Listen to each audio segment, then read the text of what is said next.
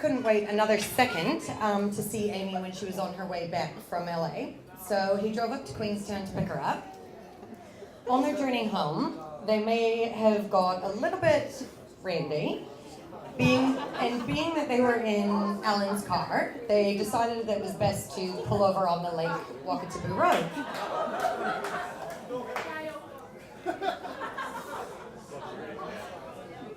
When they got out, are you all right?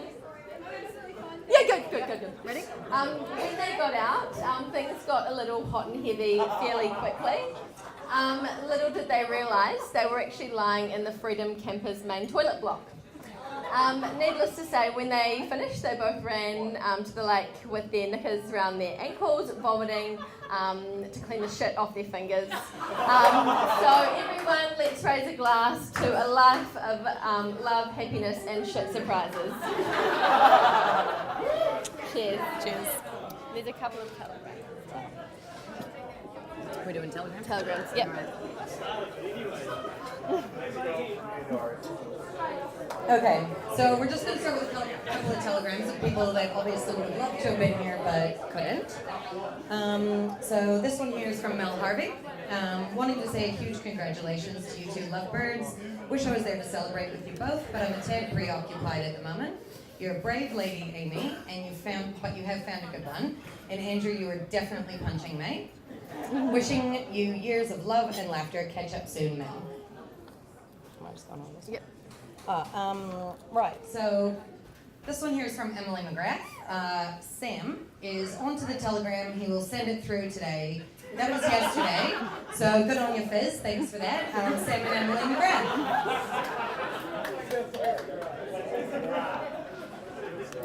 Great, and we've also got a couple from our cousins as well. Congratulations, Amy and Andrew. Sorry we couldn't be there with you today. Best wishes for a marriage full of love, adventure and happiness. Have a great night. Love, Kate, Mark, Alyssa and Gemma. Then there's also a little... This one's a little hard to read, so bear with me. Dearest Amy and Andrew, so much love to you both on this special day. Hunter S. Thompson once said, life should not be a journey to the grave with the intention of arriving safely in a pretty and well-preserved body, but rather to skid in a broadside in a cloud of smoke, thoroughly used up, totally worn out, and loudly proclaiming, wow, what a ride. Wish you all of this and much more in your chapter of life together. Mwah, mwah, mwah. Love you, Anna and Sam.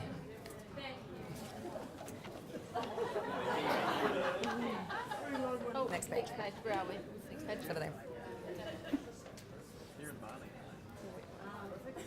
Okay, and another one. To Mr. and Mrs. Meikle, congratulations to you both. I hope your day was everything you both dreamed of. We're so sorry we couldn't make it, but I'm sure you're having an amazing time with family and friends. Enjoy it, and I bet you both look smoking. All our love, Ashley, Ricky, Maisie, Gervais, Sean, and baby Charlotte. Now we're getting into some of the other speeches. So first of all, I would like to hand it over to Anna. Amy and Anna have actually been through some ups and downs before and also some slipped tyres, but that's a story better told by her. It's not better told by me. Oh, hold up, Anna, we're just going to give you this. Just chuck that on that side. I'll start off with that speech. I might as well cover it off since they introed me with it.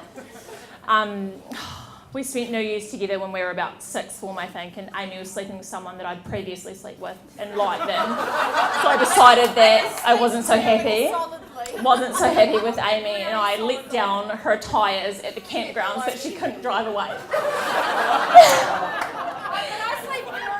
We were young and it was funny at the time.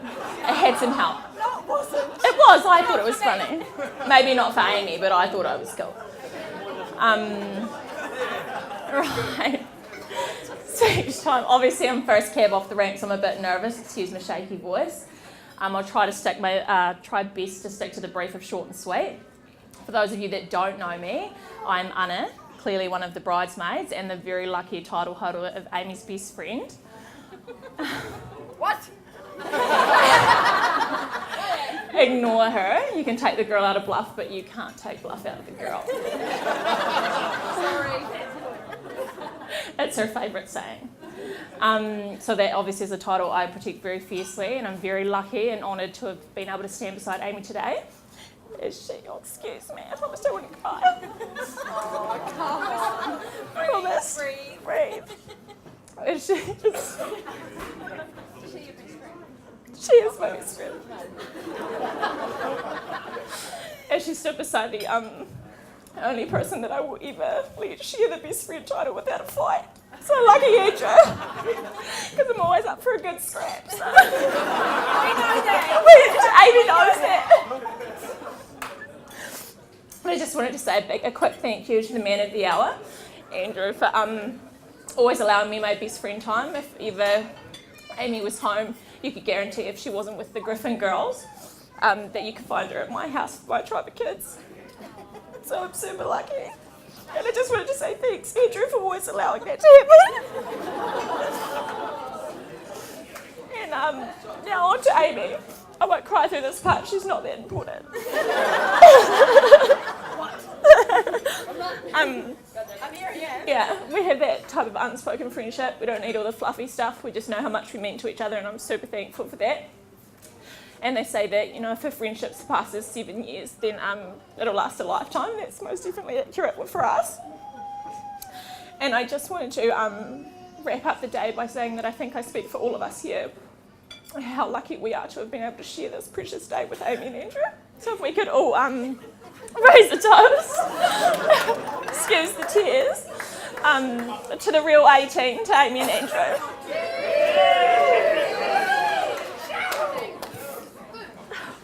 God damn it. Thanks, hon. Oh, you did good. Okay, so throughout high school, Amy would always get caught leading Casey astray. Casey, I'm sure you're as happy as I am today that there's no more sneaking out for you two. So I'll leave it to you.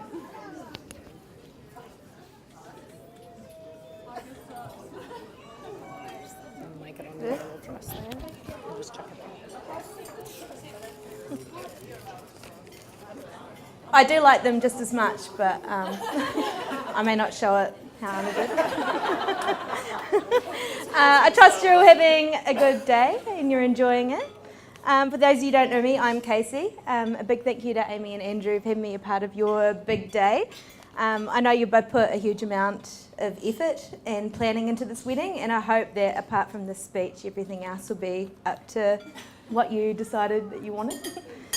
Amy and I met in the early 2000s, and from there we worked at the Lone Star and then eventually flatted together in Christchurch.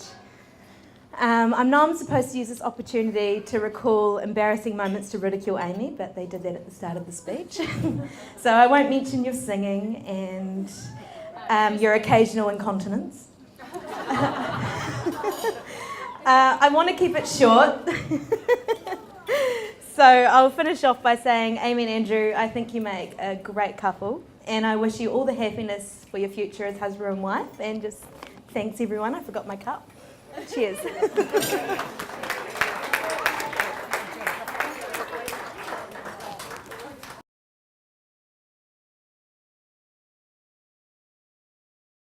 Speech time came round and Jesse was found in the corner of the Waikiwi, pants around his ankles, sleeping after a few too many tequilas. I think I speak for everyone here today when I say we're really grateful that you've managed to pull it together for us today, buddy. Okay.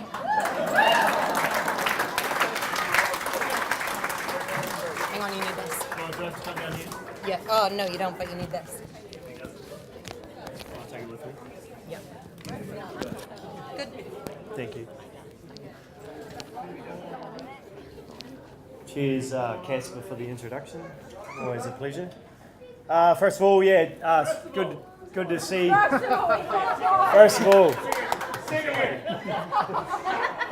all, it's good to see everyone here. I obviously work away and I don't get to see my friends very often, and it's awesome to get everyone together. It's actually unreal. I want to try not to take the piss out of Mikkel too much, but it's pretty much the basis of my whole speech, so that's pretty much where we'll be going. So when Dewey asked me to be one of his groomsmen, I accepted, obviously, without hesitation. But it was 3 a.m. in Brisbane on the poos, and I thought, he will surely forget, and I probably won't have to do it. And then I ended up doing it with 4 other guys, and I'm the one talking. So sucks to be me. Three other guys, mate. 3 other guys. But I set myself a challenge, and I thought, right, I'll get a decent speech together. I'll stay sober enough to do a decent job, and yeah, I'm halfway there. Thank you. Which sounds like a simple job, but past experience, I haven't really had the highest success rate. But we're here now. To the bridal party, you all look absolutely stunning, as always. Thank you. She's single, everyone. Especially you, Morgan.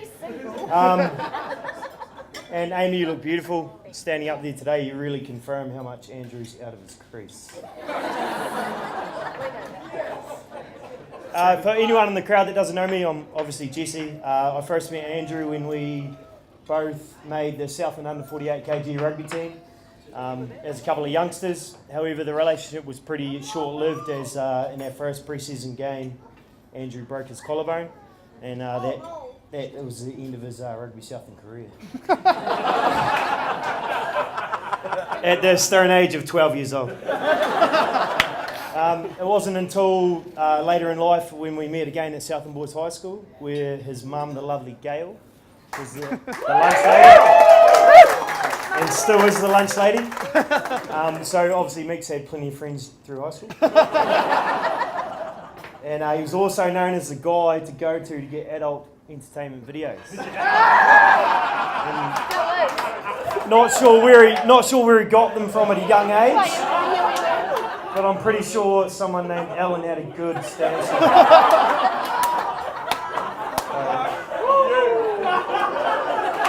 Your guess is as good as mine. After high school, we ended up living together, me, him and Mooch. We had a flat on Tay Street that was conveniently located between Wendy's Takeaways and the 24-hour dairy. So it was pretty handy late at night when we were smoking cigarettes.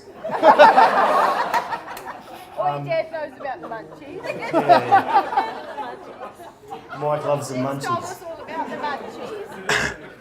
munchies. The biggest party we ever had there at that house happened to be on a Saturday night, smack in the middle of Andrew's debut for the Southland Cricket's men's team. It was right in the middle of a two-day match. Dewey come home from the first day, happy as Larry, making his debut for Southland, which is a pretty big achievement.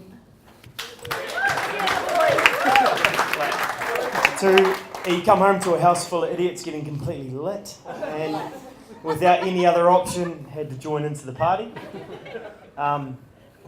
That's next page. There we go. I awoke the next morning on the floor of the lounge to some dude yelling at Andrew's name, wading through bottles and bodies, and where the fuck is Andrew?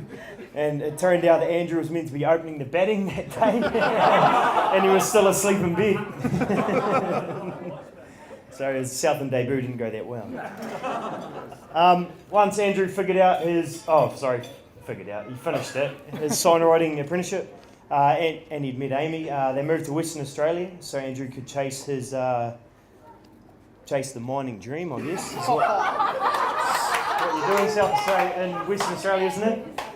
So after securing a job through a good friend of ours on an exploration rig, he hit the red dust of the desert. 2 weeks into his first swing, he decided hard labour really wasn't for him. And he come up with an excuse to get flights back to Perth. And that was the end of that dream.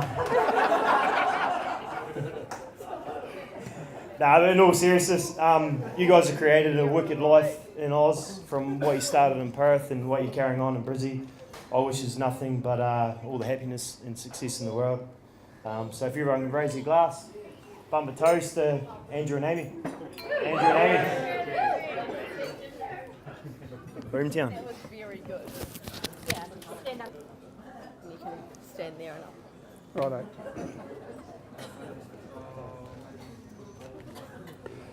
Most of my speech has already been done for me. Jimmer, I'd really like to reply about the suitcase, but I'm not going to, all right? Other than to say that with 4 sons, they're quite resourceful when it comes to picking locks. I was going to in typical fashion, start the day with the results of the Premier rugby games, but it's a Friday, so that would be old news. So let's just move on without talking about last week's game between Pirates and Marist.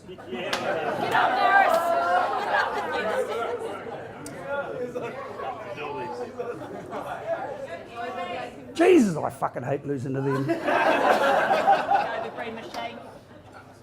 A little bit about background from Andrew. You've heard a lot, so have we, actually. I didn't really think Amy was as bad as that, but. So clearly, Andrew's the youngest of our 4 sons. There's a 5-year gap between Richard and Andrew, so that should tell you a little story about whether he's planned or not. And in general terms, the youngest and the last is always the runt of the litter, but look at him. I mean, he's clearly got his share of the bacon and eggs.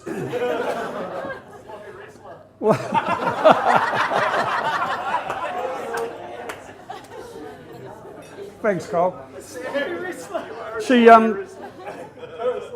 it goes without saying, she's a fairly tough road to hoe when there's a 5-year gap between the oldest and Andrew when it come to the sports field just down the street, particularly with when it come to cricket.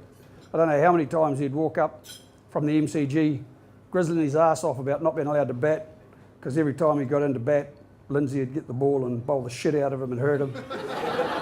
It really concerned me one day to see the neighbour who had something to do with Southland cricket intercept him between his gateway and ours and take him up into the shed, and he came out and he's got more padding than you've ever seen in your life, including a helmet.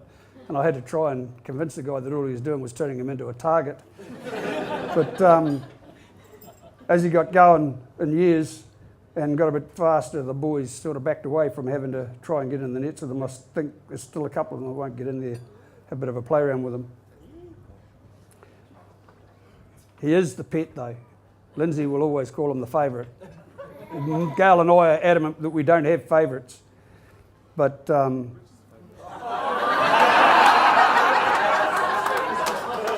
was that? Richard. Oh, Richard's the favourite. Oh. Still fucking living at home.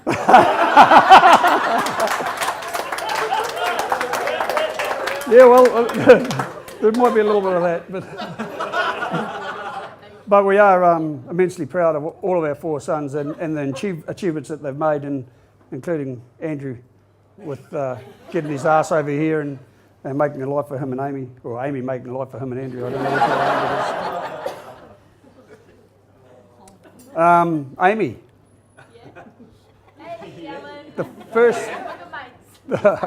The first time I heard about Amy, I walked home in from work one night and Andrew had obviously moved home. It was his turn to move home to save some money. I don't know how these kids all move home to save money before they move to Australia, but I think it goes along the lines of I don't have to pay board. So Andrew had moved home to save money to go to Australia, and I come home from work one night and Gail informed me that Andrew had a girlfriend. Really? Who is it? Amy. And she lives in America. I go, how does that work? Long distance relationships, how does that work? So, I mean, it obviously worked, you know, and they're on the phone all night. I don't know what they're doing in their bedroom, they're on the phone, but they're on the phone most nights. And it wasn't long after that I come home from work again and Gail sat me down, we had another conversation, and it was something along the lines of that Amy's coming home. Oh, that's good. And she's moving in. Hey, Mum and Dad. So, you know, Gail's been very, very strict with the rest of the boys about who can move in and who can't move in, and girlfriends being brought home and that sort of stuff, and not having that carry on in her house. And yet this girl that we've never met just is moving in. The favourite. Who's the favourite? I rest my case, you know. So we move on, and I had the conversation about, well, hold on a minute, what about the conversation between you and me, and you know, whether or not I want another woman in this house. Because, you know, as it is with 5 blokes in a house, you get into a sort of a routine and a behaviour that doesn't really, it's not conducive to having young ladies around. So, no doubt, was told very quickly that the behaviours would have to change. And they did. So now I wear clothes around the house.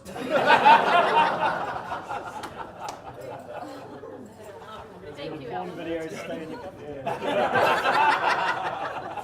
But to be fair, it was having Amy around the place was a breath of fresh air. It just made me. Be careful, be careful. It just made me think about what we'd missed out by not having a daughter of our own. But then we've got granddaughters, so that sort of reinforced why we should have boys. Just a little known fact before I move on to your lives together. The Griffins, the Meekles and the Boyds all grew up together in Grasmere, so... I'm a Meekle. Are you?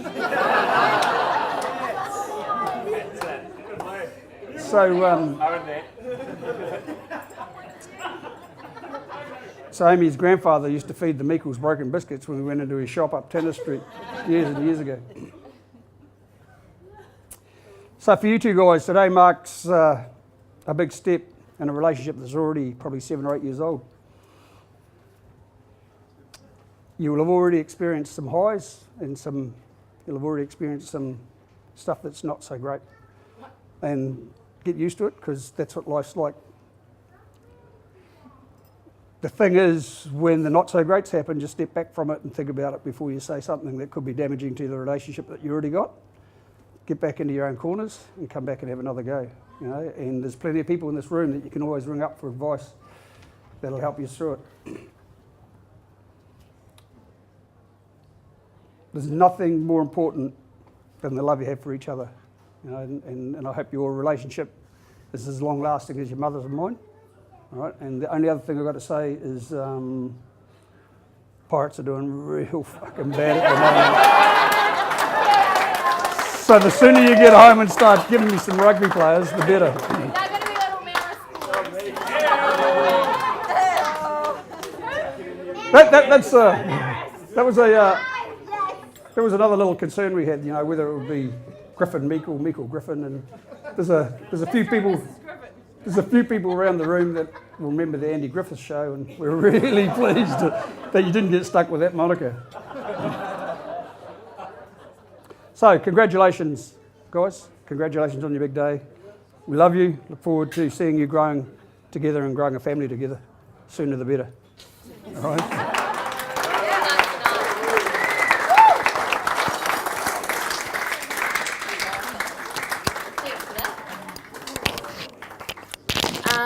Next up is the father of the bride, also known as Big Mark. Hey, we will make this short, Peter. Hey, Peter. Short.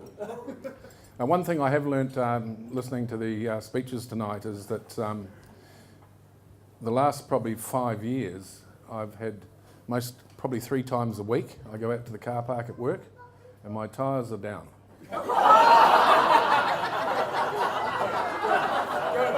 And I've never been able to work out why, but... Do you still hate me, Anna? I don't even live in Invercargill anymore. I don't know what he's on about. No, I'm sure it wasn't you, yes. Never mind, I've worked that out. But Gail Meekle and I lived about 200 metres away when we were kids.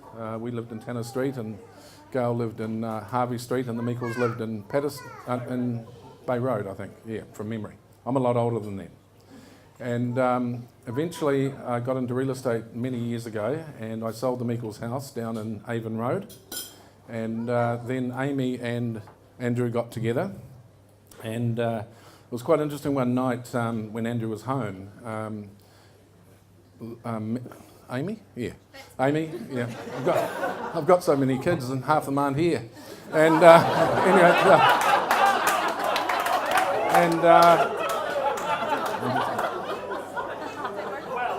No, it's not working. No, it's not working. And I was invited down to the Meekles for a barbecue. And Amy said, I don't know how it'll go, Dad. You know, you got the 4 Meikle boys there and blah, blah, blah. And I said, I know it'll go well, you know, et cetera, et cetera. So my wee daughter here, Meg, who's 21 on Sunday.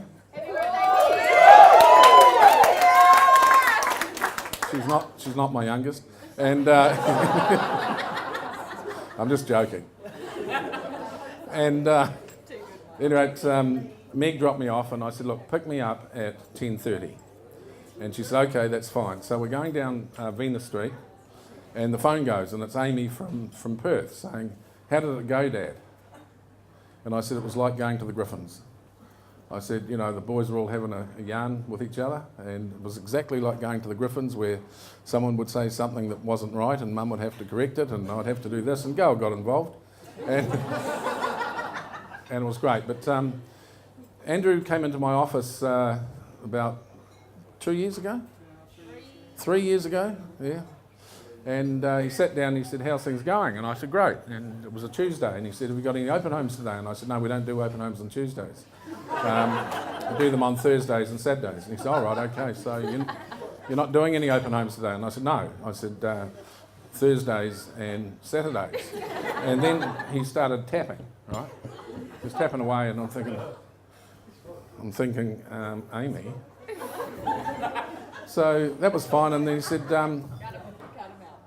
said to me, well, Amy and I have been pretty close for a while and Amy's asked me if I could come and see you to marry her.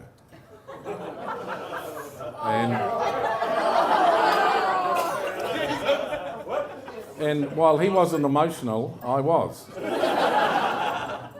And that was well, here we are now. It was great. But Amy, being the oldest of the girls, she's been a wee bit of a leader, but this one here is a wee bit, no, this one, yeah. Me. Yeah, that one. She's a wee bit of a leader too. But Amy went away to America when she was 17 to school over there to play basketball. I don't think she touched the basketball while she was there.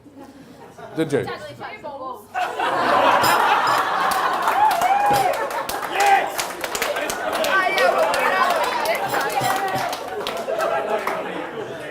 Anyway, she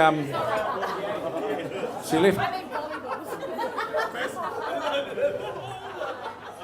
She left Invercargill and she had a lot of her girlfriends from Girls High out at the airport, and a few of them were saying we couldn't understand Amy being so courageous, and she's away to a destination unknown, and how they couldn't do it.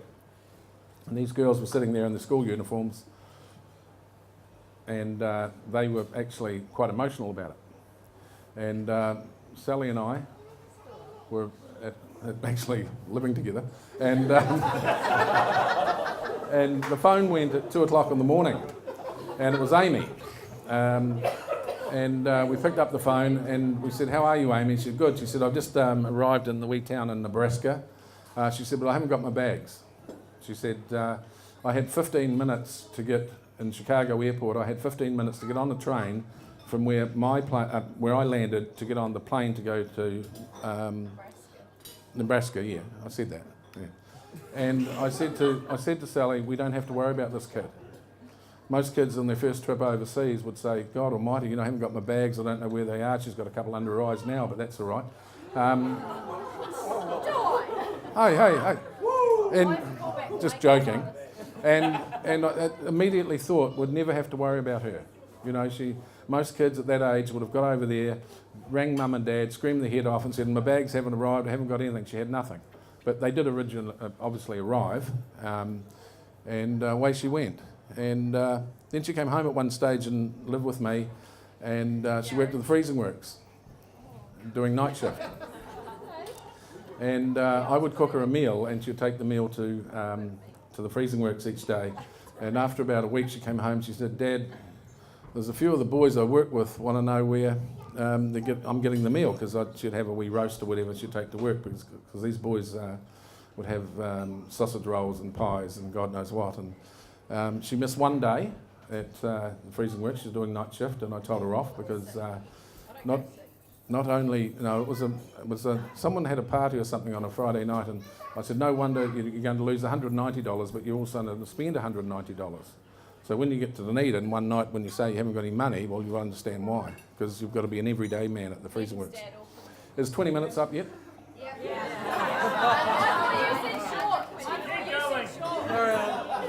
Hey, look, but it's great. The connection between the Boyd family, the Meikle family, and the Griffin family is finally cemented. And we wish you all well. The bridesmaids, no one's mentioned them yet, but they look lovely. Okay, did you mention I was asleep? Sorry. And we won't mention Old Boys Pirates and Marist, will we? Both. In fact, one of the most embarrassing things was about 3 years ago I was president of Marist, the strongest. And we went into Old Boys for a drink after we played Old Boys, and here on the wall is Michael Griffin Harcourt sponsorship. Yeah, it didn't go down that well, but we won that one too, I think. Yeah. As we did the Shield last year. Yes, it was, yes. So we'll talk about this later, I think. So, hey, look, great of all, most of you have obviously travelled from far. Great to see you all here, all special people, and enjoy your night. Thank you.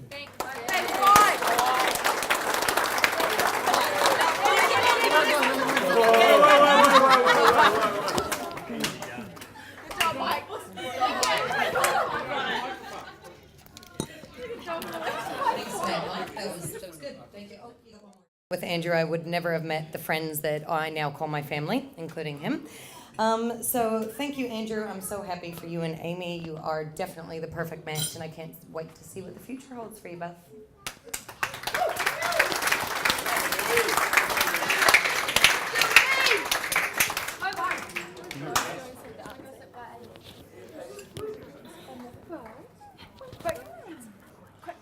Thanks, Nori. You're like the sister I never wanted. I'm gonna keep it really short. I'd just like to thank everyone that's come, or me and my wife, sorry. I'd like to thank everyone that's come from New Zealand, Brisbane, Australia, Perth.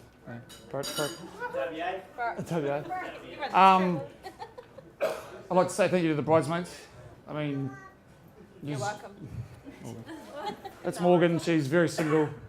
She's actually single. Yeah, she's sick of being a strong, independent woman. We don't need to. I asked for it. Yeah, you did. Yeah. It's all look lovely. You've contributed so much to Amy and I over the years. Like, it's been amazing. To the boys, you look alright. Yeah, you're a weird bunch, but you're like brothers I never had. I've lived with every single one of you, and I mean, brother. Oh shit, yeah. Brothers I wanted to have.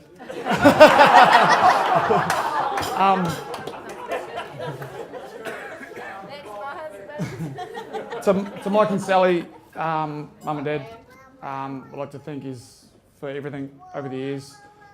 You've really helped me and Amy out a lot. It's not enough words can express how we feel about it and all that sort of stuff. Just wanted to say thanks again, and everyone have a good night.